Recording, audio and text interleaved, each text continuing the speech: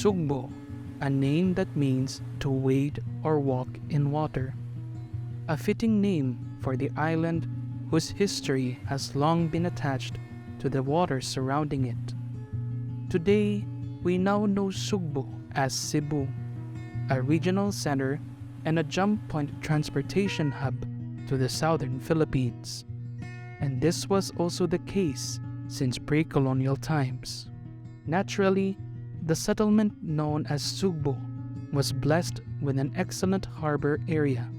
It was because of this that the settlement prospered from trade.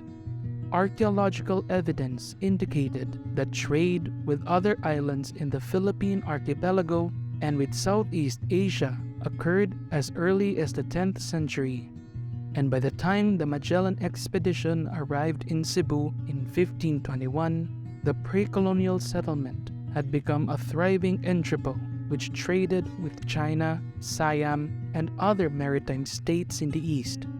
Commodities like rice, millet, gold, silk, iron implements, and Chinaware were exchanged in the bustling port area. The Italian chronicler Antonio Pigafetta noted that Cebu was a well-populated port where commodities were exchanged. Along the eastern coast of the island of Cebu, other settlements began to thrive from trade. Cebu became a center of trade until the early 17th century when its economy declined, but Cebu regained its commercial prosperity during the mid-19th century when the port of Cebu opened to world trade. It would go on to be the leading trading center of the Visayas until the present day.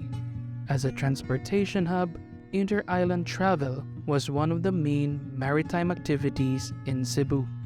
Ships like the MV Picket, run by the Aboitises, became the cornerstone of Cebu's inter-island travel industry. These maritime activities that have persisted from centuries ago made the Cebuanos' ties to the sea evident and apparent.